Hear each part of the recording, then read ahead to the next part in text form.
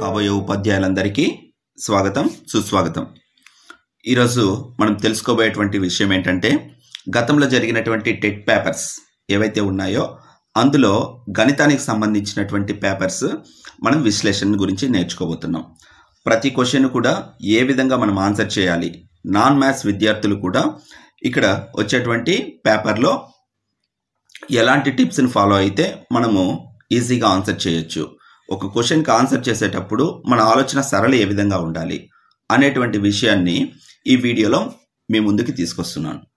So ప్రతి ఒక్కరూ కూడా దీని మీద ఫోకస్ చేసి ఒక బిట్ని మనం తీసుకున్నప్పుడు దాని నుంచి ఆ టాపిక్ నుంచి ఏ విధంగా డిఫరెంట్ బిట్స్ వచ్చేటువంటి అవకాశం ఉంది అనేటువంటి విషయాన్ని కూడా మీరు గమనించాలి. ఇక్కడ ఏమీ తెలియనటువంటి విద్యార్థులు కూడా ఏ విధంగా ఆన్సర్ చేయాలి అనేటువంటి దాన్ని దృష్టిలో ఉంచుకొని ఈ వీడియోని ఎక్స్ప్లెయిన్ చేయడం జరిగింది. సో ప్రతి ఒక్కరికి ఇది ఉపయోగపడుతుందని భావిస్తూ ఇక మనం కంటెంట్లోకి వెళ్దాం. ఫస్ట్ క్వశ్చన్ చూడండి, 1 బిలియన్కు సమానమైనది అన్నాడు. ఇక్కడ బిలియన్స్లో ఇచ్చాడు కాబట్టి మనకున్నటువంటి నెంబర్ సిస్టంలో ఒకటి హిందూ అరబిక్ సిస్టమ్, ఇంకొకటి international system. Hindu Arabic system మనం వాడుకలో ఉన్నటువంటిది. 1, 10, 100, 1000, 10,000, లక్ష, 10 లక్షలు, కోటి, 10 కోట్లు, 100 కోట్లు ఇలా మనం లెక్కేసుకుంటాం. ఇంటర్నేషనల్ సిస్టమ్కి వెళ్ళే కొద్దీ మిలియన్, బిలియన్, ట్రిలియన్ ఇలా లెక్కేస్తాం.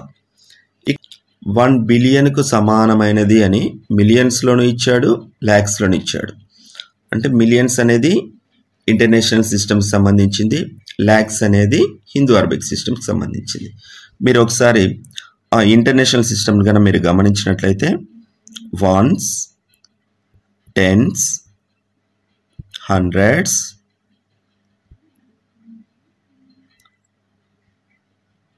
1000s, 10,000s,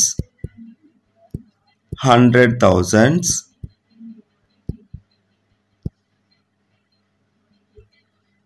తర్వాత మిలియన్స్, 10 millions, 100 millions, దీని తర్వాత వచ్చేది బిలియన్. This is billion. అంటే ఇక్కడ నెంబర్ సిస్టంలో మీరు గమనించినట్లయితే ప్రతి స్థాన విలువ కూడా 10 రెట్లు పెరుగుతుందమ్మా. 1s, 10s 10 రెట్లు పెరిగింది. 10s నుంచి 100కి వచ్చే కొద్దికి ఇంకొక 10 రెట్లు పెరిగింది. నెక్స్ట్ 100 నుంచి 1000కి వస్తే ఇంకొక 10 రెట్లు పెరుగుతుంది. ఇలా ప్రతి స్థాన విలువ కూడా 10 రెట్లు ఉన్నాడు. కాబట్టి ఇచ్చిన నెంబర్ సిస్టంలో బిలియన్ ఇక్కడ ఉంది, మిలియన్ ఇక్కడ ఉంది, మిలియన్ ఇక్కడ ఉంది. దీనికి ఇది ఎన్నో స్థానంలో ఉందో చూడండి. 1, 2, 3 అంటే 3 స్థానాల్లో ఉంది కాబట్టి 3 స్థానాలు డిఫరెన్స్లో ఉంది కాబట్టి ప్రతి స్థాన విలువ 10 రెట్లు పెరుగుతుంది. కాబట్టి ఇక్కడి నుంచి 10 రెట్లు, మళ్ళీ 10 రెట్లు అంటే 100, ఇక్కడి నుంచి మళ్ళీ 10 రెట్లు అంటే 1000. కాబట్టి 1 billion equal to 1000 millions. So 1 billion equal to 1000 millions అనే వెంటనే 10 మిలియన్స్ కాదు, 100 మిలియన్స్ కాదు, ఇంకా మిగిలిన ఆన్సర్ ల్యాక్స్లో ఉంది. మరి ల్యాక్స్లో ఉంటే 1 మిలియన్ వచ్చి 10 ల్యాక్స్కి ఈక్వల్. కాబట్టి ఇక్కడ 1000 ఇంటూ 10 ల్యాక్స్, 1000 ఇంటూ 10 ల్యాక్స్ అంటే 10,000 ల్యాక్స్. ఓకేనా? So correct answer is 4. The sum of first 3 common multiples of 3, 4 and 9 is 3, 4 మరియు 9ల యొక్క మొదటి 3 సామాన్య గుణిజాల మొత్తము అని అడిగాడు. చూడండి, మొదటి 3 సామాన్య గుణిజాల మొత్తం. సామాన్య గుణిజాల మొత్తం అంటే మామూలుగా మనకి గుర్తుకు రావాల్సింది ఏంటంటే 3 యొక్క గుణిజాలు 3 1 3, 3 2 6, 3 3 9, 3 4 12 ఇలా వస్తాయి. అదే 4 యొక్క గుణిజాలు 4 1 4, 4 2 8, 4 3 12 ఇలా 4 యొక్క గుణిజాలు వేసుకుంటాం. 9 యొక్క గుణిజాలు 9, 18, 27 ఇలా వస్తాయి. మరి ఇక్కడ అతను ఏం చెప్పాడు, ఈ మొదటి 3 సామాన్య గుణిజాలు వీటికి మొదటి 3 సామాన్య గుణిజాల మొత్తం ఎంత అన్నాడు. కాబట్టి ఇక్కడ మనం గమనించాల్సింది ఏంటంటే ఎప్పుడైతే గుణిజాలలో సామాన్య గుణిజం అడుగుతున్నాడో, కామన్ మల్టిపుల్ అడుగుతున్నాడో, common multiple is nothing but LCM. Least common multiple is nothing but LCM. So ఇక్కడ 3, 6, 9 ఇలా 3 మల్టిపుల్స్ ఉన్నాయి, 4 మల్టిపుల్స్ ఉన్నాయి, 9 మల్టిపుల్స్ ఉన్నాయి. వీటిలో కామన్గా ఫస్ట్ ఎక్కడ ఫామ్ అవుతుంది అంటే 36 దగ్గర ఫామ్ అవుతుంది. ఎందుకు 36 దగ్గర ఫామ్ అవుతుందంటే దట్ ఈస్ ద LCM. 3, 4, 9కి వచ్చేటువంటి LCM. 3, 4, 9ల LCM మీరు తీసుకుంటే అది కామన్ మల్టిపుల్ అవుతుంది. కాబట్టి ఫస్ట్ కామన్ మల్టిపుల్ ఏదంటే 36. మరి LCM ఎలా కనుక్కోవాలి అంటే మీకు డిఫరెంట్ మెథడ్స్ ఉన్నాయి. సో డిఫరెంట్ మెథడ్స్లో బేసిక్గా మీరు నేర్చుకున్నటువంటి మెథడ్ 3తో 3 1s 4 పోదు కాబట్టి 3 3s 9. ఇంక ఇవన్నీ కూడా ఒక నెంబర్ ఇంకొక నెంబర్తో డివిజిబుల్ కాదు కాబట్టి మొత్తం గుణించేస్తాం. 3 4 12, 12 మూల 36. కాబట్టి LCM is 36. లేదు దీనికి ఇంకొక మెథడ్ కూడా మీరు ఆలోచించవచ్చు. ఏంటి? 3ని మనం 3గానే రాయగలుగుతాం. 4ని 2 × 2, 9 3 × 3. ఇప్పుడు ఫస్ట్ ఇక్కడ మనం ఏం చేయాలంటే వీటిలో కామన్గా ఉండేటివి ఉన్నాయి. ఇక్కడ 3 ఉంది, 3 ఉంది, కామన్గా ఉంది కాబట్టి 3 ఇంకేం కామన్గా లేవు కదా, రిమైనింగ్ అన్నీ గుణించేయడమే. ఇంటూ 1 × 2 × 2 × 3 మొత్తం గుణిస్తే 3 1 3, 3 2 6, 6 2 12, 12 మూల 36. అంటే వీటి యొక్క LCM ఎంత అంటే 36. కానీ వాడు LCM అడగలా, ఏమడిగాడు? మొదటి 3 సామాన్య గుణిజాల మొత్తం ఎంత అన్నాడు. ఎప్పుడైతే ఫస్ట్ LCM మనం కనుక్కున్నామో నెక్స్ట్ సామాన్య గుణిజం ఎక్కడ వస్తుంది అంటే దీనికి ఇంకొక 36 యాడ్ చేయడం ద్వారా వస్తుంది, అంటే 72. మరి నెక్స్ట్ 3వ సామాన్య గుణిజం ఏమవుతుందంటే ఇంకొక 36 యాడ్ చేయాలి. ఇంకొక 36 యాడ్ చేస్తే 108. వీటి మొత్తం అడిగాడు. అంటే ఇవన్నీ కూడుకుంటే సరిపోతుంది. ఇవన్నీ కూడితే మొత్తం కూడాల్సిన అవసరం లేదండి. లాస్ట్ చూడండి, 8 2 10, ఇదొక 6 16. అంటే లాస్ట్ చివరి అంకె ఎంత వచ్చిందండి? 6. సో ఇక్కడ చివరి అంకె 6 లేదు, ఇక్కడ 6 ఉంది కాబట్టి ఆన్సర్ 216. ఓకేనా? లేదు ఇంకొక మెథడ్ కూడా మీరు యూజ్ చేయొచ్చు. ఇక్కడ మనకు వస్తున్నది 36 యొక్క గుణిజాలు కాబట్టి ప్రతి గుణిజం కూడా దానికి మధ్య గ్యాప్ 36 ఉంటుంది. అట్లాంటివి ఎన్ని సామాన్య గుణిజాలు అడిగాడమ్మా? 3 సామాన్య గుణిజాలు అడిగాడు. కాబట్టి ఆ 3 సామాన్య ప్రతి దాంట్లో 36 కామన్గా ఉంటుంది కాబట్టి ఫస్ట్ 36లో ఒక కామన్ తీసేస్తే 1 ఉంటుంది. రెండో 36లో 36 కామన్ తీసేస్తే అంటే 72లో 36 కామన్ తీసేస్తే 2 ఉంటుంది. నెక్స్ట్ 33వ దాంట్లో 36, 3 సామాన్య గుణిజాలు అడిగాడు కాబట్టి ఈ 3 కూడుకుంటాం. 3 + 2 5, 5 + 1 6, 6 × 36 216 is the right answer. Next, go for the next question. Convert 2:3 into percentage. ఎప్పుడు కూడా పర్సంటేజ్ అన్ని వెంటనే మీరు దాన్ని ఫ్రాక్షన్లోకి మార్చడం నేర్చుకోండి. ఫ్రాక్షన్ వచ్చిన ఫ్రాక్షన్ని 100తో మల్టిప్లై చేస్తే దాన్ని పర్సెంట్ అంటాం. ఎప్పుడు కూడా పర్సెంట్ అంటే 100కి అని లెక్క. పర్సెంట్ శాతము అనగా 100కి. ఇప్పుడు మీకు 100కి 50 మార్కులు వచ్చాయంటే దాన్ని 50% అంటాం, జనరల్గా తెలిసిన విషయం. అదే 50కి మీకు 20 మార్కులు వచ్చాయనుకోండి, ఇలా వేస్తాం, 50కి 20 మార్కులు. మరి దీని పర్సెంట్ ఎంత అంటే 100కి లెక్క కట్టి చెప్పడం ఎంతే. పర్సెంట్ అంటే 100కి ఎంత వస్తున్నాయని లెక్క కట్టి చెప్పడం. కాబట్టి ఇక్కడ 50కి 20 అయితే 100కి 40, కాబట్టి 40%. ఓకేనా? సో అలా 100కి లెక్క కట్టడమే శాతం అంటే. కాబట్టి దీన్ని మీరు సింపుల్గా చేయాలి అంటే ఫస్ట్ ఆఫ్ ఆల్ ఇచ్చినటువంటి నిష్పత్తిని కానీ ఏదైనా సరే ఫస్ట్ ఫ్రాక్షన్లోకి కన్వర్ట్ చేయండి. ఫ్రాక్షన్లో కన్వర్ట్ చేసిన తర్వాత ఈస్టుని మనం బైగా రాస్తాం కాబట్టి ఇది ఫ్రాక్షన్ వచ్చి 2/3. ఇంకా శాతం అన్నాడు కాబట్టి × 100. సో 2 × 100 అంటే 200 by 3. So 200/3%. So our answer is first one. 200/3% is the correct answer. Next question. 3/5కు సమానమైన భిన్నం ఏది? సో 3/5కి సమానమైన భిన్నం. సమానమైనటువంటి భిన్నాలు మనకి కావాలంటే వీటి మల్టిపుల్స్ తీసుకుంటే వచ్చేటువంటి సమానమైన భిన్నాలు. మల్టిపుల్స్ అంటే ఎలా? దీన్ని 2తో గుణించినాం అనుకో, ఏదైనా ఒక భిన్నాన్ని లవాన్ని గుణిస్తే హారాన్ని కూడా గుణించాలి, లవాన్ని భాగిస్తే హారాన్ని కూడా భాగించాలి. అలా చేయడం వల్ల ఆ భిన్నం యొక్క విలువ అనేటువంటిది మారదు. కాబట్టి ఇక్కడ 3/5కి సమానమైనటువంటి భిన్నం మనం ఎంచుకోవాలి అంటే ఇక్కడ చూడండి, మీరు లవాన్నైనా గమనించండి, హారాన్నైనా గమనించండి.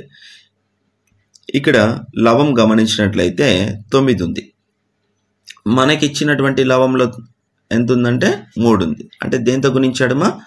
3తో గుణించాడు. మరి లవాన్ని 3తో గుణించాడు కాబట్టి హారాన్ని కూడా మనం ఏం చేయాలి? 3తో గుణించాలి. అప్పుడు 3 ముళ్ళ 9, 5 ముళ్ళ 15. 9/15 అనేది మనకు కావాల్సింది. బట్ ఇక్కడ 9/25 ఉంది. సో ఇది కాదు. ఇక మిగిలింది 9/15. కాబట్టి 13/15 కాదు. కాబట్టి దానికి సమానమైన భిన్నం ఏదంటే 9/15. లేదు సార్ మేము హారాన్ని గమనిస్తాము అంటే హారాన్ని కూడా గమనించవచ్చు. ఇక్కడ మనకి ఇచ్చినటువంటి హారాలో ఒకటి 25 ఉంది, ఇంకోటి 15 ఉంది, ఇంకొకటి 15 ఉంది. మరి హారం 25 ఉంది కదా, మరి ఇక్కడ హారం ఎంత ఉంది? 5 ఉంది. ఈ 5 25 రావాలంటే 5తో గుణించాలి, అవునా? ఎప్పుడైతే హారాన్ని 5తో గుణిస్తున్నామో లవాన్ని కూడా మనం 5తో గుణించాలి. అప్పుడే దాని విలువ అనేటువంటిది మారదు. అప్పుడు ఆన్సర్ ఏమవుతుంది చూడండి, 3 5ల 15, 5 5ల 25, 15/25 ఆన్సర్ వస్తుంది. బట్ ఉందా ఇక్కడ? లేదు. సో 25 ఆప్షన్ ఆన్సర్ హారంలో 25 వచ్చేటువంటి ఆన్సర్ రాంగ్ ఆన్సర్. కాబట్టి నెక్స్ట్ హారాన్ని మీరు గమనించవచ్చు. నెక్స్ట్ హారం ఎంత ఉందంటే 15 ఉంది. మనకి ఇచ్చిన భిన్నం 3/5. హారంలో 15 రావాలి అంటే హారాన్ని దేంతో గుణించాలి? 3తో గుణించాలి. హారాన్ని 3తో గుణిస్తే ఆటోమేటిక్గా ఏం చేయాలి? లవాన్ని కూడా 3తో గుణించాలి. అప్పుడు 3 ముళ్ళ 9, 5 ముళ్ళ 15. So 9/15 is the right answer. ఓకేనా? సో ఒక క్వశ్చన్ని మీ ఆలోచన విధానాన్ని బట్టి ఎన్ని రకాలుగా చేయొచ్చు. కాబట్టి ఆ ఆలోచన విధానాన్ని తెలుసుకోవడం మనకి ఇంపార్టెంట్. ఓకేనా? నెక్స్ట్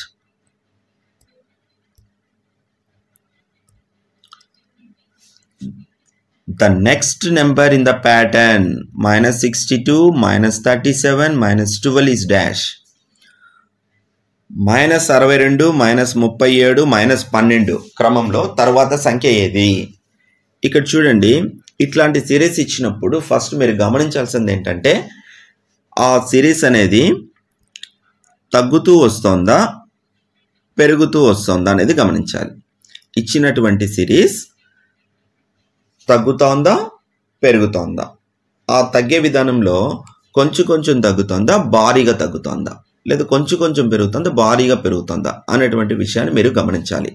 అలా గమనించినట్లయితే దీంట్లో 62, 37, 12 ఈ సిరీస్ ఏమవుతుందండి? పెరుగుతోంది. ఎందుకంటే మైనస్లో ఉంది. వాల్యూ అనేటువంటిది -37 వస్తుందంటే -62 కంటే -37 పెద్దది, -37 కంటే -12 పెద్దది. అంటే ఇక్కడ ఏదో ఒక విలువని యాడ్ చేస్తున్నాడు. కలపడం వల్ల ఆ సిరీస్ అనేది ఇంక్రీజ్ అవుతూ వస్తుంది. ఆ ఇంక్రీజ్ అయ్యేది కూడా ఎక్కువ ఇంక్రీజ్ కావడం లేదు. అంటే ఎక్కువ ఎప్పుడు ఇంక్రీజ్ అవుతుందంటే ఇప్పుడు 3, 9, 27 ఇలా వస్తూ ఉన్నింది అనుకోండి. అంటే ఇక్కడ భారీగా ఇంక్రీజ్ అవుతుంది. అంటే 3 రెట్లు 3 ముళ్ళ 9, 9 ముళ్ళ 27. ఎప్పుడైతే ఇచ్చినటువంటి శ్రేణిలో ఒక విలువ నుంచి ఇంకొక విలువ చాలా పెద్ద విలువగా పెరుగుతున్నట్టు కనిపిస్తుందో అక్కడ గుణకారం చేస్తున్నట్టు గమనించండి. అలా కాకుండా మోడరేట్గా పెరుగుతుందంటే కొంచెం కొంచెం పెరుగుతూ ఉంది అంటే అక్కడ అడిషన్ కానీ మైనస్ విలువతో సబ్ట్రాక్షన్ కానీ చేసినట్టు గమనించాలి. ఇక్కడ మీరు గమనించినటువంటి విషయం, ఈ మైనస్లు మర్చిపోండి. ఇప్పుడు ప్రస్తుతానికి 62, 37 ఈ రెండింటి మధ్య డిఫరెన్స్ ఎంత ఉందంటే 25.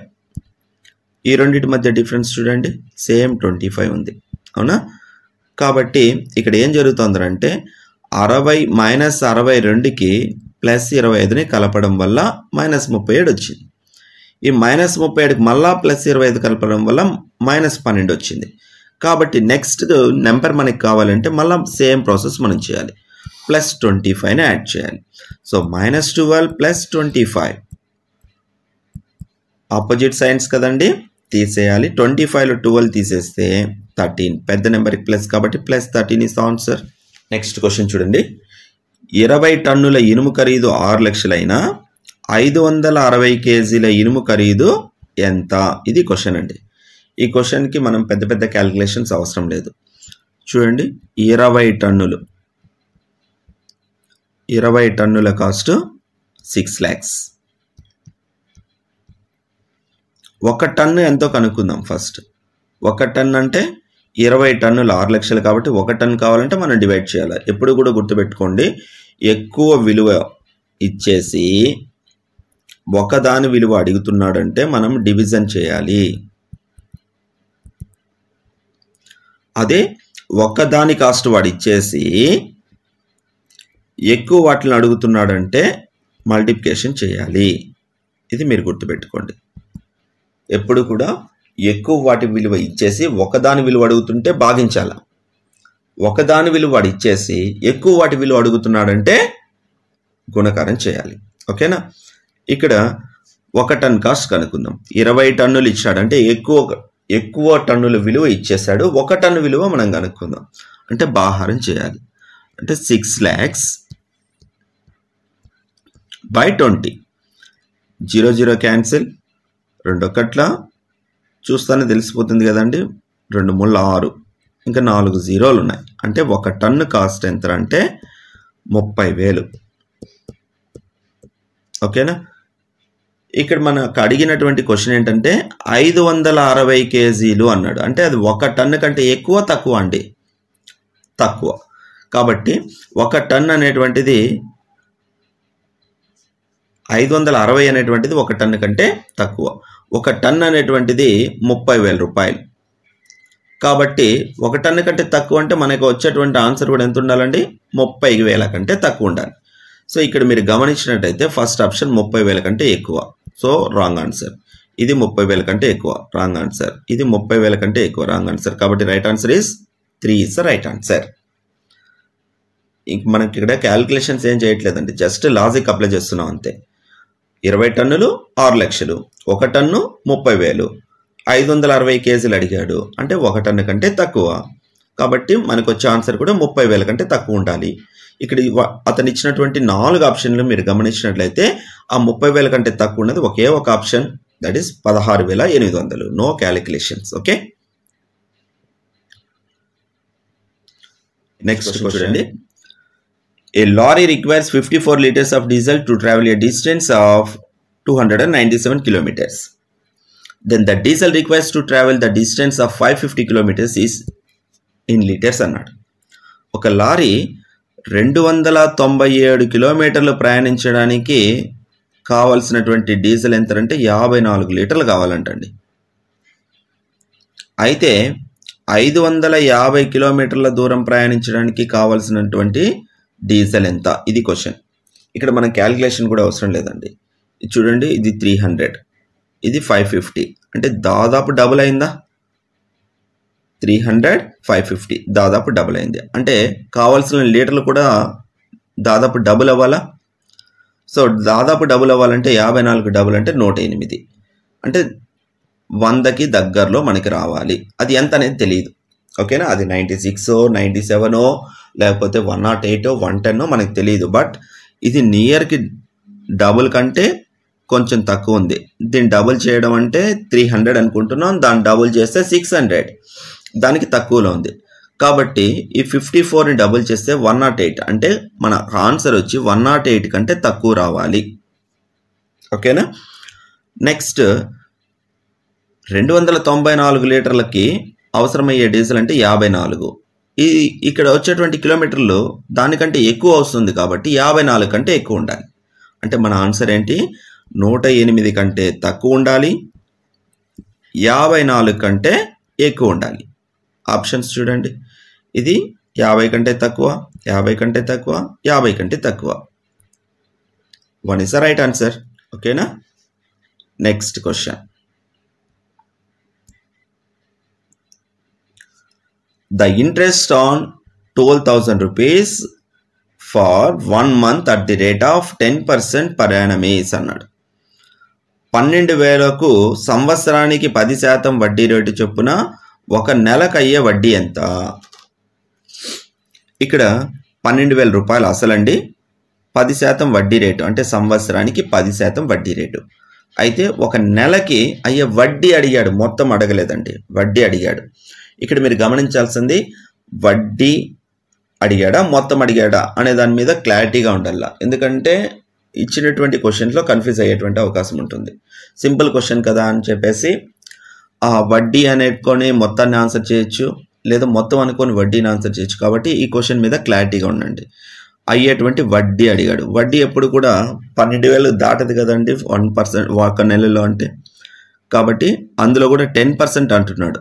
సో 12,000లో 10%,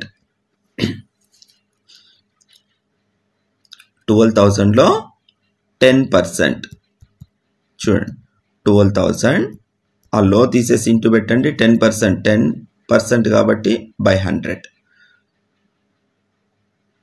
2 zeros క్యాన్సిల్, మిగిలింది ఎంత అండి? 1,200. ఇంకొక విషయంగా చెప్పాలంటే దీంట్లో 10% అడుగుతున్నాడు కాబట్టి ఒక 0 తీసేసేయండి, మిగిలిందే 10%. ఈ 10% అనేది 12 నెలలకండి, ఒక నెలకు కాదు. 12 నెలలకి అయినటువంటి అమౌంట్ ఎంత అంటే 1,200 వడ్డీ అయింది. కానీ ఫస్ట్ ఆప్షన్లో 12,100 ఇచ్చాడు, రాంగ్ ఆన్సర్. సెకండ్ ఆప్షన్లో 1,200 ఇచ్చాడు, థర్డ్ ఆప్షన్లో 600, ఫోర్త్ ఆప్షన్లో 100 రూపాయలు ఇచ్చాడు. ఇక్కడ మనం లెక్కేసిన 1,200 ఏంటంటే 1 ఇయర్ కండి, 12 నెలలకి 1,200 వడ్డీ అయింది. కాబట్టి ఒక నెలకు అడిగాడు కాబట్టి 1,200 కాదు. కాబట్టి ఒక నెలకు కాబట్టి 12 నెలలకు 1,200 అయినప్పుడు ఒక నెలకు ఎంత అండి? 100.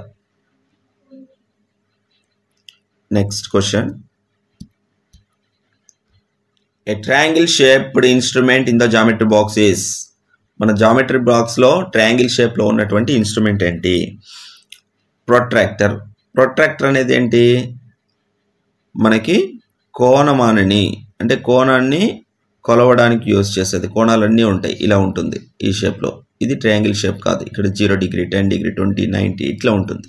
దీన్ని ప్రొట్రాక్టర్ అంటాం, కోణమానిని అంటాం. కాబట్టి కోణాన్ని కొలవడానికి ఉపయోగించేది కోణమానిని. సో ఇది ట్రయాంగిల్ షేప్ కాదు. వృత్తలేఖనంటే ఈ షేప్లో ఉంటుంది, అందరికి తెలిసినటువంటి విషయం. ఒక నాబ్ ఉంటుంది, ఒక పెన్సిల్తో ఇన్సర్ట్ చేసుకోవడం కోసం మనకి ఇక్కడ ఒక హోల్ ఇచ్చి ఉంటాడు. విభాగిని అంటే 2 నాబ్స్ వచ్చి ఉంటాయి. ఇలా మూలమట్టం మీకు అందరికీ తెలిసి ఉంటుంది. మూలమట్టం అంటే ఇట్లా ట్రయాంగిల్ సెట్ స్క్వేర్స్ అంటాం, ట్రయాంగిల్ షేప్లో ఉంటుంది. వీటిలో త్రిభుజాకారంలో ఉండే పరికరం, జామితీయ పెట్టెలో త్రిభుజాకారంలో ఉన్న పరికరం పేరు మూలమట్టం. అదొకటే త్రిభుజాకారంలో ఉంటుందండి, మిగతాన్ని త్రిభుజాకారంలో ఉండవు. Next question. The angle between parallel lines is. Very very important question అండి. The angle between parallel lines. Parallel lines అంటేనే ఇలా ఉంటాయి, అందరికీ తెలిసిన విషయం. ఇది చూసిన వెంటనే అందరూ కూడా ఏం చేస్తారంటే ప్యారలల్ లైన్స్ కాబట్టి, స్ట్రైట్ లైన్స్ వచ్చాయి కాబట్టి 180 డిగ్రీ అనుకుంటాడు. కానీ ఒక లైన్లో ఫామ్ అయ్యే యాంగిల్ ఎంత అంటే 180. ఈ లైన్లో కూడా 180 ఫామ్ అవుతుంది, ఆ లైన్లో 180 ఫామ్ అవుతుంది. బట్ అతను అడిగినటువంటి క్వశ్చన్ ఏంటి? 2 సమాంతర రేఖల మధ్య కోణము, ఈ రెండింటి రేఖల మధ్య కోణం ఎంత ఉంది? ఇప్పుడు ఇలా ఉన్నాయి 2 రేఖలు, వీటి మధ్య కోణం ఎంత ఉందంటే ఇక్కడ 0 దగ్గర నుంచి ఇలా పెరుగుతూ వెళ్తూ ఉంటుంది. కాబట్టి 10, 30, 20 అట్లా వెళ్తూ ఉంటుంది. ఎప్పుడు కూడా సమాంతర రేఖల మధ్య కోణం అనేది ఉండదు. ఒకవేళ కోణం ఏర్పడితే అవి ఖండించుకుంటాయి కానీ సమాంతరంగా ఉండవు. ఓకేనా? సో కోణం ఏర్పడుతుందంటే అవి ఖండించుకునేస్తాయి. కాబట్టి 2 సమాంతర రేఖల మధ్య కోణం 0. చూడండి, ఒక చతుర్భుజంలో 3 కోణాలు వరుసగా 55 డిగ్రీలు, 65 డిగ్రీలు మరియు 105 డిగ్రీలు అయితే 4వ కోణం ఎంత? ఇలా ఒక చతుర్భుజం తీసుకుందాం. ఒక చతుర్భుజం ఇచ్చాడు. ఈ చతుర్భుజంలో మొదటి కోణం 55 డిగ్రీలు, రెండవ కోణం 65 డిగ్రీలు, మూడవ కోణం 105 డిగ్రీలు. అయితే ఈ నాలుగవ కోణం ఎంత అన్నాడు. కాబట్టి మనం బేసిక్గా తెలుసుకోవాల్సింది ఆ 4 కోణాలు కూడితే ఎంత వస్తుందని. త్రిభుజంలో చూడండి 3 కోణాల మొత్తం 180 డిగ్రీలు. త్రిభుజంలో ఉన్నటువంటి 3 కోణాల మొత్తం 180. అదే చతుర్భుజంలో 4 కోణాల మొత్తం వచ్చి 360 డిగ్రీలు. కాబట్టి ఈ 3 కోణాలు కూడండి ఎంత వస్తుంది చూడండి. 55, 65, 105. సో 55 ఒక 105, 160, 160 ఒక 65, 225. ఇప్పుడు ఆ 360లో నుంచి 225 అన్న తీసేయండి, లేకపోతే దీన్ని ఎంత కూడితే 360 డిగ్రీలు వస్తుందన్న క్యాలిక్యులేట్ చేయండి. సో 360లో నుంచి 225 తీసేస్తే 135. So 135 is the right answer. Next question చూడండి. ఒక కోణం తన సంపూరక కోణానికి 4 రెట్లు. అయితే ఆ కోణం ఎంత అన్నాడు. కాబట్టి సంపూరక కోణం అంటే ఏంటో ఇక్కడ తెలుసుకోవాలి. సంపూరక కోణం అంటే ఏంటి? 2 కోణాల మొత్తం 180 డిగ్రీలు అయితే దాన్ని సంపూరక కోణం అంటాం. ఆ 2 కోణాలని సంపూరక కోణాలు అంటాం. కాబట్టి ఇక్కడ ప్రతిదానికి సంపూరక కోణాలు కానీ మనం గమనించినట్లయితే అది 4 రెట్లు ఉందా లేదా చెక్ చేసుకుంటే సరిపోతుంది. 36కి సంపూరక కోణం 144. అంటే 180లో నుంచి 36 తీసేయడం 144. ఇవి 2 కూడితే 180 వస్తాయి అన్నమాట. మరి 72కి ఎంత కూడితే 180 వస్తుందంటే 108 కూడితే 180 వస్తుంది. మరి రివర్స్లో చూడండి. 108కి 72కి 108 సంపూరక కోణం అయినప్పుడు 108కి 72 సంపూరక కోణం. అదేవిధంగా 144కి సంపూరక కోణం ఏమవుతుందంటే 36. ఇవి ఒక కోణం దాని యొక్క సంపూరక కోణాలు మనం నోట్ చేసుకున్నాం. ఇప్పుడు మనకి కావాల్సిన కోణం ఎలా ఉండాలంటే దాని సంపూరక కోణానికి 4 రెట్లు ఉండాలి. అంటే మనకు కావాల్సిన ఆన్సర్ వచ్చి 4 రెట్లుగా ఉండాలి. ఇంకొక కోణానికి 4 రెట్లుగా ఉండాలి. ఇక్కడ చూడండి మనకు కావాల్సిన ఆన్సర్ 36, ఇది 144. కాబట్టి 36 చిన్నది, ఇంకొక కోణం కంటే కూడా ఇది చిన్నది, కాబట్టి ఇది కాదు. 72 4 రెట్లు అంటే పెద్దది రావాలి కానీ చిన్నది రాకూడదు, కాబట్టి ఇది కూడా కాదు. ఇక్కడ పెద్ద కోణం ఉంది, బట్ దీనికి 4 రెట్లు కావాలి కాబట్టి దీన్ని ఒకసారి చెక్ చేసుకోండి. 72 × 4 4 2 8 4 28 288. బట్ ఇది ఎంత వచ్చిందండి? 108 ఇచ్చింది, కాబట్టి ఇది కాదు. కాబట్టి ఆప్షన్ 4 ఈజ్ రైట్ ఆన్సర్. మీరు కావాలంటే మళ్ళీ చెక్ చేసుకోవచ్చు 36ని 4 రెట్లు ఉందా లేదా అనేసి. 4 6 24, 4 12, 1 2 14, 144. ఓకేనా? చూడండి, ఈ క్రింది త్రిమితి ఆకారాల్లో శీర్షం లేనిది అన్నాడు. 4 ఆప్షన్లు ఇచ్చాడు. శంకువు, గోళము, పిరమిడ్, పట్టకం. శంకువు ఎలా ఉంటుందండి? భూమి వృత్తాకారంగా ఉండి దాని పైభాగం మాత్రం ఒక శీర్షానికి కలుపబడుతున్నటువంటి ఒక క్రమ పిరమిడ్. ఇది శంకువు. గోళం అంటే ఇలా ఉంటుంది, ఒక బాల్ లాగా. ఇది గోళం. పిరమిడ్ అనేటువంటిది ట్రయాంగిల్ పిరమిడ్ కావచ్చు, స్క్వేర్ పిరమిడ్ కావచ్చు, క్వాడ్రిలేటరల్ పిరమిడ్ కావచ్చు, ఎనీథింగ్. భూమి ఏ ఆకారంలో ఉండండి, ఇవన్నీ కూడా పైభాగంలో ఈ అంచులన్నీ కూడా ఒక చోట కలుస్తాయి. దీన్ని పిరమిడ్ అంటాం.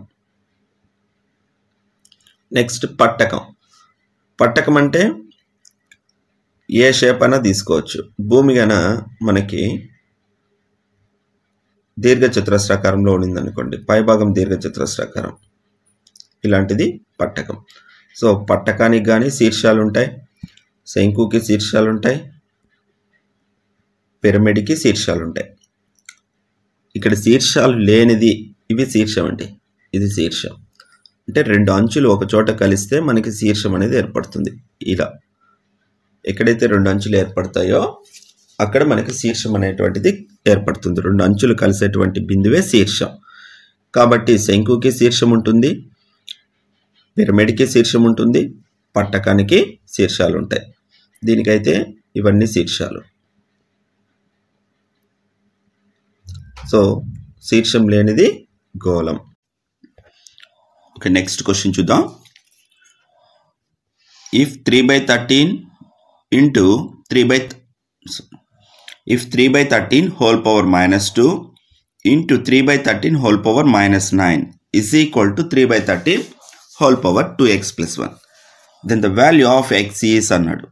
ఇక్కడ మీరు గమనిస్తే ఈ ఘాత రూపాల్లో ఏ రూపాన్ని ఫాలో అవుతుందో గమనించాలి. అంటే ఇక్కడ ఎలా ఉందంటే రెండు భూములు సమానమై, రెండు ఘాతాలకి భూములు సమానమై వాటిని గుణిస్తున్నారు. ఇలా a power m into a power n is equal to a power m plus n. ఎప్పుడు కూడా ఘాత రూపాల్లో భూములు సమానంగా ఉండి వాటిని గుణకారంగానే చేస్తుంటే ఘాతాంకాల్ని కూడి రాయాలి. ఇన్ కేస్ అదే భూములు సమానంగా ఉండి వాటిని కన్నా మనం భాగిస్తున్నాం అనుకోండి, ఇలా a power m by a power n ఇలా ఉన్నింది అనుకోండి, అప్పుడు ఘాతాంకాల్ని తీసిరాయాలి. అంటే a power m by a power n is equal to a power m minus n.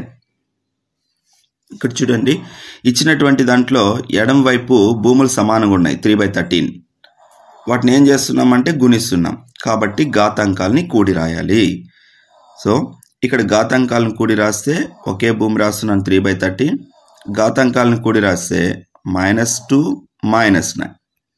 ఇంకా కుడి పక్క ఉన్నది యాజ్ ఇట్ ఈస్ అలానే రాస్తున్నాను 3/13 హోల్ పవర్ 2x plus 3. ఇప్పుడు గమనించండి, రెండు ఘాత రూపాలకు మధ్యలో ఏముంది, ఇక్కడ ఈజ్ ఈక్వల్ టు ఉంది, అంటే సమానము.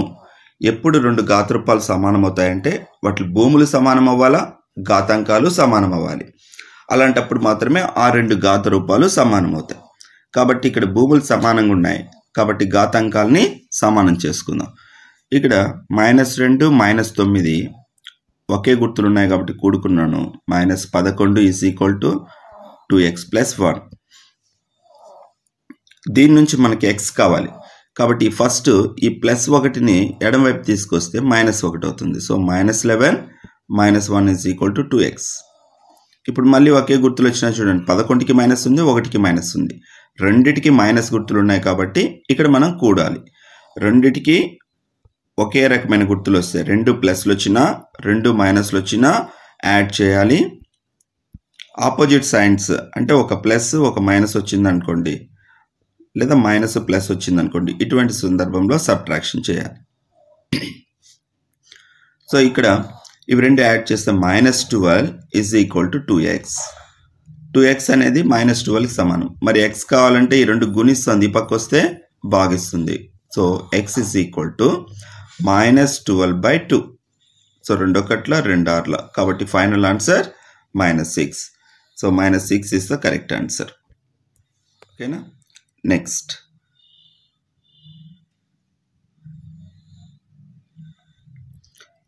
క్వశ్చన్ చూడండి. The order of the polynomial 4x³ minus 5/2 x power 4 plus 3x plus 2 is అన్నాడు. బహుపది పరిమాణం అడిగాడు. సో బహుపది పరిమాణం అడిగితే మనం గమనించాల్సింది ఏంటంటే ఘాతాంకాలని గమనించాలి. ఏ ఘాతాంకం అయితే గరిష్ట ఘాతాంకాన్ని కలిగి ఉంటుందో అదే ఆ బహుపది యొక్క పరిమాణం. ఇక్కడ మొదటి పదం యొక్క x యొక్క ఘాతాంకం 3, రెండవ పదంలో x యొక్క ఘాతాంకం 4, మూడవ పదంలో x యొక్క ఘాతాంకం 1, నాలుగవ పదంలో x లేదు అంటే దాని యొక్క ఘాతాంకం 0. వీటిలో పెద్దది ఏది 4. కాబట్టి ఈ బహుపది యొక్క పరిమాణం ఎంత అంటే 4. సో ఇలానే బహుపది ఇచ్చేసి పరిమాణమే కాకుండా గుణకం అడగచ్చు. దాంట్లో ఎన్ని పదాలు ఉన్నాయని అడగచ్చు. గుణకం అంటే గుణించేటువంటిది. ఇప్పుడు ఇదే బహుపది ఇచ్చి ఇందులో x⁴ గుణకం ఎంత అన్నాడు అనుకోండి. What is the coefficient of x⁴ అన్నాడు అనుకోండి. సో ఈ x⁴ ఏది గుణిస్తుంది, ఇక్కడ -5/2 గుణిస్తుంది. So in this situation the answer is -5/2. ఒకవేళ x గుణకం అడిగితే what is the coefficient of x అంటాడు. x యొక్క గుణకం ఎంత అంటాడు. ఎంత వస్తుంది అప్పుడు x యొక్క గుణకం? xని ఏది గుణిస్తుందో చూడండి 3. కాబట్టి x యొక్క గుణకం 3. ఓకేనా. మరి స్థిర పదం లేదా కాన్స్టెంట్ అని అడుగుతాడు. అప్పుడు స్థిర పదం ఏంటి? ఇక్కడ ఎక్స్ లేని పదమే స్థిర పదం. ఎక్స్ ఎక్కడైతే లేదో అదే స్థిర పదం. అది ఎంత అంటే 2. సో ఈ విధంగా డిఫరెంట్ టైప్స్ ఆఫ్ క్వశ్చన్స్ బహుపది పరిమాణం నుంచి అడిగేటువంటి అవకాశం ఉంది. ఓకేనా. నెక్స్ట్ క్వశ్చన్ చూడండి. Twice of a number reduced by 10 equal to 32 then the number is అన్నాడు. ఒక సంఖ్యను రెట్టింపు చేసి 10ని తీసేయగా 32కి సమానం అయితే ఆ సంఖ్య ఏంటి?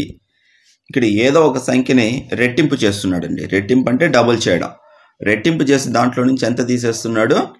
10ని తీసేస్తున్నాడు. అయితే ఆ సంఖ్య ఎంత అన్నాడు. ఇక్కడ మనం ఈక్వేషన్ చేసి ఈక్వేషన్ సాల్వ్ చేయడానికి టైం పడుతుంది. అలాంటప్పుడు మనం ఏం చేయాలి? Go for answer to question. ఒక సంఖ్యను రెట్టింపు చేసి 10ని తీసేస్తే 32 వస్తుంది. అయితే ఆ సంఖ్య ఎంత అన్నాడు. కాబట్టి ఇక్కడ మనం గమనించాల్సింది ఏంటంటే ఏదో ఒక సంఖ్య మనకి తెలియదు, ఆ సంఖ్యని డబుల్ చేశాడు అంటే రెట్టింపు అయింది 2x. దీంట్లో నుంచి ఎంత తీసేశాడు? 10 తీసేస్తున్నాడు. అలా తీసేస్తే దేనికి ఈక్వల్ అయిందంట? 32కి ఈక్వల్ అవుతుంది. ఇచ్చినటువంటి సంఖ్యలో ఏ సంఖ్యని డబుల్ చేసి 10 తీసేస్తే 32 వస్తుందో చూసుకోవాలి. అప్పుడు సింపుల్గా వస్తుంది. సో ఫస్ట్ జీరోస్ ఉన్నది టెస్ట్ చేయండి. సో ఇక్కడ ఫస్ట్ 0 వచ్చి 10, దీన్ని డబుల్ చేస్తే 20, 20లో నుంచి 10 తీసేస్తే 10 వస్తుంది. కానీ మనకి రావాల్సింది ఎంత? 32. కాబట్టి ఇది కాదు. నెక్స్ట్ 11 చూద్దాం. 11ని డబుల్ చేస్తే 22, 22లో నుంచి 10 తీసేస్తే 12. కాబట్టి ఇది కూడా కాదు. నెక్స్ట్ 21 చూద్దాం. 21ని డబుల్ చేస్తే 42, 42లో నుంచి 10 తీసేస్తే 32. సో మనకు కావాల్సిన ఆన్సర్ వచ్చింది. So answer is 21. ఓకేనా. ఇలా ఆన్సర్ టు క్వశ్చన్ కూడా చేయొచ్చు. లేదు ఈక్వేషన్ ఫామ్ చేసుకొని మనం చేస్తామంటే ఈక్వేషన్ ఫామ్ కూడా చేయొచ్చు. ఒక సంఖ్యను రెట్టింపు చేసి అన్నాడు కాబట్టి ఒక సంఖ్యని x తీసుకున్నాం, దాన్ని డబుల్ చేశాడు, రెట్టింపు చేశాడు కాబట్టి 2తో గుణిస్తున్నాడు. So 2x. దీంట్లో నుంచి 10 తీసేయగా అన్నాడు కాబట్టి 10 తీసేసాం. అప్పుడు దాన్ని దేనికి ఈక్వల్ అవుతుంది అన్నాడు అంటే 32కి ఈక్వల్ అన్నాడు.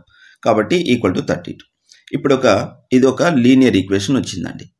ఈ లీనియర్ ఈక్వేషన్ సాల్వ్ చేస్తే మనకు కావాల్సిన ఆన్సర్ వస్తుంది. సో ఫస్ట్ ఏదైతే మనం కనుక్కోవాలనుకుంటామో అది ఈజ్ ఈక్వల్ టు ఎడమ వైపు నుంచండి, మిగతా అన్నీ కూడా కుడివైపు పంపించేసేయండి. ఇక్కడ మీరు గమనిస్తే ఈ 2x - 10 ఉంది. 2x - 10 మనకు కావాల్సిన x విలువ 2xలో ఉంది. 10లో ఉందా? లేదు. కాబట్టి 10 మనకు అవసరం లేదు. సో దీన్ని కుడివైపు పంపిద్దాం. కుడివైపు పంపించేటప్పుడు ఏమవుతుంది? ఈ ఎడం వైపు 2x మాత్రం ఉంటుంది, ఇటువైపు 32 ఉంది. ఈ -10 అటువైపు వెళ్ళింది కాబట్టి +10 అవుతుంది. ఎడం వైపు కూడబడుతున్నటువంటి సంఖ్యలు కుడివైపు వెళ్తే తీసివేయబడతాయి. అదే ఎడం వైపు తీసివేయబడుతున్నటువంటి సంఖ్యలు కుడివైపు వెళ్తే కూడబడతాయి. సో అదేవిధంగా కుడి నుంచి ఎడమకు కానీ ఎడమ నుంచి కుడికి కానీ మార్చేటప్పుడు ఒకవైపు కూడుతున్నటువంటి సంఖ్యలు రెండో వైపు తీసివేయబడతాయి. రెండో వైపు కూడుతున్నటువంటి సంఖ్యలు ఇంకొక వైపుకి వస్తే తీసివేయబడతాయి. ఓకేనా. ఇక్కడ 2x = 32 + 10 అంటే 42. 2x 42 కాబట్టి ఒక x కావాలంటే దీంట్లో సగం అంటే 21. So the answer is 21 is answer. ఓకేనా. Next area of a rectangle on the area of a circle are equal. చూడండి ఇక్కడ ఇచ్చినటువంటి condition area of a rectangle on the area of a circle are equal if the dimensions of the rectangle are 11 centimeters into 10 by 11 centimeters, 14 centimeters by 11 centimeters. చూడండి ఇక్కడ area of a rectangle on the area of a circle are equal if the dimensions of a rectangle are 14 centimeters by 11 centimeters, then the radius of the circle is అన్నాడు. So ఇక్కడ ఒక condition ఇచ్చి circle యొక్క radius ఎంత అన్నాడు. ఒక దీర్ఘచతురస్రం వృత్తాల వైశాల్యాలు సమానం అంట. చూడండి ఒక దీర్ఘచతురస్రం, దిస్ రెక్టాంగిల్, ఒక దీర్ఘచతురస్రం ఇచ్చాడు. దీని యొక్క వైశాల్యం ఒక వృత్తం యొక్క వైశాల్యాలు సమానంగా ఉన్నాయంట. సో ఇది ఎంత వైశాల్యం కలిగి ఉందో, దీర్ఘచతురస్రం ఎంత వైశాల్యం కలిగి ఉందో వృత్తం కూడా అంతే వైశాల్యాన్ని కలిగి ఉందంట. ఓకేనా. అయితే దీర్ఘచతురస్రం కొలతలు ఇచ్చేసినాడు. అంటే 14 centimeters లెంత్, 11 centimeters బ్రెడ్త్. అయితే ఏం కనుక్కోమన్నాడు, వృత్తం యొక్క వ్యాసార్థం ఎంత, ఇక్కడ ఉన్నటువంటి వృత్తం యొక్క వ్యాసార్థం ఈ ఆర్ వాల్యూ కనుక్కోవాలి. కాబట్టి ఇక్కడ మనకి ఏం చేయాలి, దీర్ఘచతురస్ర వైశాల్యం ఈజ్ ఈక్వల్ టు దీర్ఘచతురస్ర వైశాల్యం ఈజ్ ఈక్వల్ టు వృత్త వైశాల్యం అన్నాడు, అవునా. కాబట్టి వాటి వైశాల్యాన్ని సమానం చేస్తాం. దీర్ఘచతురస్ర వైశాల్యం అంటే ఏమి, పొడవు ఇంటూ వెడల్పు ఎల్ ఇంటూ బి. అదే వృత్త వైశాల్య సూత్రం పై ఆర్ స్క్వేర్. సో ఇప్పుడు పొడవు ఇంటూ వెడల్పు అంటే వాడు ఇచ్చినటువంటి కొలతలు 14 into 11 is equal to pi value 22/7. R మనం కనుక్కోవాలి, మనకు తెలియదు కాబట్టి ఆర్ స్క్వేర్ అలానే రాస్తున్నాం. ఇప్పుడు దీన్ని సింప్లిఫై చేసి మనం ఆర్ ఫైండ్ అవుట్ చేయాలి. చూడండి ఏమైనా క్యాన్సిలేషన్ పోతాయేమో చూడండి. 11 ఒకట్ల 11 2 22. ఇంకేమైనా క్యాన్సిలేషన్ అవుతాయి చూడండి. మిగిలింది నోట్ చేద్దాం. ఈడ 7 భాగిస్తుంది కాబట్టి ఇటువైపు వస్తే దీన్ని గుణిస్తుంది, అంటే 14 ఇంటూ 7. ఆర్ స్క్వేర్ని ఇక్కడ ఉన్నటువంటి 2 గుణిస్తుంది కాబట్టి పక్క వస్తే భాగిస్తుంది by 2, that is equal to r square. ఇప్పుడు అగైన్ క్యాన్సిలేషన్ చేస్తే 2 ఒకట్ల 2 ఏళ్ళ 14. కాబట్టి therefore r square is equal to 7 ఏళ్ళ 49. దీని నుంచి మనకు ఆర్ కావాలండి. R square is equal to 49. దీని నుంచి ఆర్ కావాలంటే స్క్వేర్ కుడివైపు వెళ్తే రూట్ అవుతుంది, రూట్ 49. రూట్ 49 అంటే 49 యొక్క వర్గమూలం. వర్గమూలం ఎలా కనుక్కుంటాం, ఏ సంఖ్యని 2 సార్లు గుణిస్తే 49 వస్తుందో చెక్ చేయాలి. 1ని స్క్వేర్ చేస్తే 1 1 1, 2 2 4, 3 3 9, ఇలా 4 4 16, 5 5 25, 6 6 36, 7 7 49. అంటే 49 రావాలంటే 7ని 2 సార్లు గుణించాలి. కాబట్టి ఆర్ విలువ 7. కాబట్టి ఇక్కడ దాని యొక్క వృత్తం యొక్క వ్యాసార్థం ఎంత అంటే 7 సెంటీమీటర్స్. 250 మీటర్ల భుజం గల ఒక చతురస్రాకార పార్కు చుట్టూ కంచె వేయటకు మీటర్కి 20 రూపాయల వంతున ఎంత ఖర్చు అవుతుంది. ఇక్కడ మీరు ఎప్పుడైనా సరే ఒక క్వశ్చన్ ఇస్తున్నాడు అంటే దాంట్లో ఉన్నటువంటి బొమ్మని ఏమిస్తే ఆ బొమ్మని ఫస్ట్ డ్రా చేసేసేయండి, తర్వాత విషయం తర్వాత. సో చతురస్రాకార పార్కు అన్నాడు కాబట్టి అది ఏ షేప్లో ఉందంటే ఒక చతురస్రంలో ఉంది. కాబట్టి మీరు ఒక చతురస్రాన్ని గీయాలి ఫస్ట్. సో చతురస్రం మళ్ళీ ఏమని ఇచ్చాడు, ఆ చతురస్రం యొక్క భుజం 250 మీటర్లు అంట. ఈ భుజం ఎంత ఉంది, 250 మీటర్లు. మరి చతురస్రంలో 4 భుజాలు సమానంగా ఉంటాయి కాబట్టి ఇది 250 అయితే ఇది కూడా 250. మూడో భుజం 250, నాలుగో భుజం 250, అంటే 4 భుజాలు కూడా సమానంగా ఉంటుంది. దీనికి కంచె వేయడం అంటే, కంచె అంటే ఏంటి, దాని చుట్టూ ఎవరు లోపలికి రాకుండా వేసేటువంటి ఫెన్సింగ్, అంటే దీని చుట్టూ వేసేటువంటిది కంచె అంట. అంటే అది ఆ చతురస్రానికి ఏమైంది, పరిధి లేదా చుట్టుకొలత. దీని చుట్టూ ఉన్న కొలత చుట్టుకొలత అవుతుంది. కాబట్టి ఈ చతురస్రం యొక్క చుట్టుకొలతని మనం కనుక్కోవాలి. సో చుట్టుకొలత కావాలంటే ఈ 4 భుజాల మొత్తాన్ని యాడ్ చేయాలి. అంటే ఎంత, 250 ప్లస్ 250 ప్లస్ 250 ప్లస్ 250, మొత్తం 4 250s ఎంతండి, 1000. అవునా, అంటే 1000 మీటర్లకి కంచె వేయాలి. మొత్తం 1000 మీటర్లు వచ్చింది కాబట్టి 1000 మీటర్లు కంచె వేయాలి. వాడు ఇచ్చినటువంటి క్వశ్చన్లో 1 మీటర్కి 20 రూపాయలు ఖర్చు అవుతుంది అన్నాడు. 1 మీటర్కి ఎంత ఖర్చు అవుతుందండి, 20 రూపాయలు. 1 మీటర్కి అయ్యేటువంటి ఖర్చు 20 రూపాయలు. అయితే 1000 మీటర్లకు అయ్యే ఖర్చు ఎంత, ఇది మనం కనుక్కోవాలి. ఎప్పుడు కూడా చూడండి, ఒక యూనిట్ విలువ ఇచ్చేసి, ఒక యూనిట్ విలువ సంథింగ్ 20, 30, 40, 200 ఇచ్చేసి ఎక్కువ యూనిట్లు అడుగుతున్నాడు అంటే మనం ఏం చేయాలంటే గుణించాలి, మల్టిప్లై చేయాలి. అలా కాదు, దీనికి రివర్స్లో ఇచ్చాడు. ఎక్కువ వాటి విలువ వాడు ఇచ్చేస్తున్నాడు, ఎంతో 200, 300, 400 ఇచ్చేస్తున్నాడు. మరి 1 యూనిట్ కాస్ట్ ఎంత అన్నప్పుడు మనం డివైడ్ చేయాలి. ఇది గుర్తుపెట్టుకోండి. 1 యూనిట్ కాస్ట్ ఇచ్చేసి ఎక్కువ యూనిట్లు అడుగుతున్నాడు అంటే గుణించాలి. ఎక్కువ రావాలంటే గుణకరం చేస్తేనే పెరుగుతుంది. ఎక్కువ యూనిట్లు కాస్ట్ ఇచ్చేస్తున్నాడు, 1 యూనిట్ కాస్ట్ అడుగుతున్నాడు. 1 యూనిట్ కాస్ట్ అడుగుతున్నాడు అంటే భాగించాలి. ఓకేనా. ఇక్కడ 1 మీటర్ 20 రూపాయలు, 1000 మీటర్లు ఎంత అంటే ఇంటూ 20. సో 1000 ఇంటూ 20, కాబట్టి 20,000. So the answer is 20,000. Okay. Next question, 1 kilo litres in milli litres అన్నాడు. 1 కిలో లీటర్కి ఎన్ని మిల్లీ లీటర్లు అని ఎప్పుడు కూడా గుర్తుపెట్టుకోండి. కిలో అన్నాడంటే అది 1000. 1 కిలో లీటర్స్, కిలో లీటర్ అంటే 1000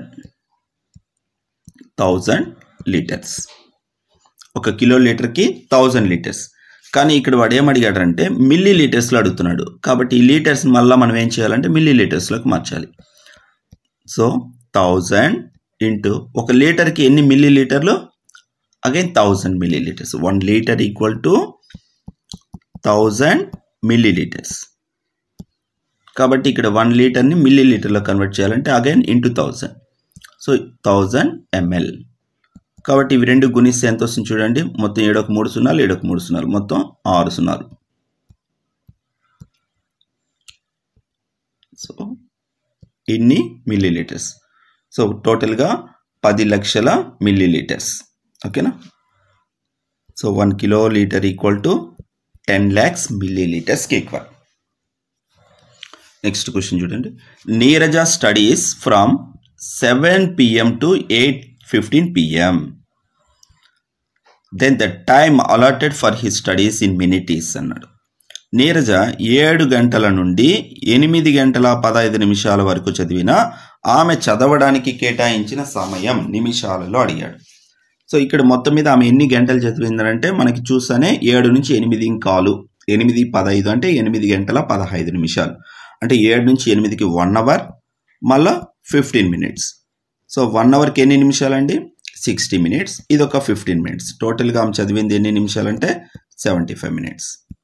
ఓకేనా. Next, the marks obtained by 15 students in a test respectively are అని చెప్పి 8, 1, 5, 2, 6, 5, 5, 0, 1, 9, 7, 8, 0, 3, 5 అని ఇచ్చాడు. The number of students who got 5 or more than 5 marks అంటే 15 మంది విద్యార్థులకి ఒక పరీక్షను కండక్ట్ చేస్తే ఆ 15 మంది విద్యార్థులకు వచ్చిన మార్కుల్ని ఇచ్చాడు. అయితే దాంట్లో ఏం చెప్పాడు? 5 లేదా అంతకంటే ఎక్కువ మార్కులు పొందిన విద్యార్థుల సంఖ్య అన్నాడు. ఇక్కడ 5 లేదా అంతకంటే ఎక్కువ మార్కులు పొందిన విద్యార్థుల సంఖ్య. మీరు దీన్ని చూసిన వెంటనే మీరే ఆన్సర్ చేసేయగలుగుతారు. దీన్ని పెద్ద ఎక్స్ప్లెనేషన్ అవసరం లేదు. 5 లేదా 5 కంటే ఎక్కువ అన్నాడు. అంటే అర్థమైంది, 5 కలుపుకోవాలి, 5 కంటే ఎక్కువ కలుపుకోవాలి. లేదు సింపుల్గా 5 కంటే తక్కువ వచ్చేటివి తక్కువ ఉంటాయి కాబట్టి ఏవైతే 5 కంటే తక్కువ ఉన్నాయో వాటిని తీసేస్తే సరిపోతుంది. ఇది చూడండి, 8 5 కంటే ఎక్కువ, ఇవి 1 5 కంటే తక్కువ, దాన్ని తీసేద్దాం. నెక్స్ట్ 5కి ఈక్వల్ అయిపోయింది కాబట్టి దాన్ని తీసుకోకూడదు. 2 5 కంటే తక్కువ, ఇంకేదండి 5 కంటే తక్కువ 0 1, నెక్స్ట్ 0 3, ఇవన్నీ 5 కంటే తక్కువ ఉన్నాయి. ఎన్ని ఉన్నాయి 5 కంటే తక్కువ? 1 2 3 4 5 6 ఉన్నాయి. సో మొత్తం 15 మంది విద్యార్థుల్లో 6 మందికి 5 కంటే తక్కువ వచ్చాయి. కాబట్టి 5 లేదా అంతకంటే ఎక్కువ విద్యార్థులు ఎంతమందికి వచ్చాయంటే ఆ 15లో 6 తీసేయాలి, అంటే 9 మంది విద్యార్థులకి 5 కంటే ఎక్కువ మార్కులు వచ్చాయి. లేదా మీరు 5 లేదా 5 కంటే ఎక్కువ మార్కులు వచ్చిన విద్యార్థులను కౌంట్ చేసుకున్నా సరిపోతుంది. అవి ఎన్ని ఉన్నాయి చూడండి.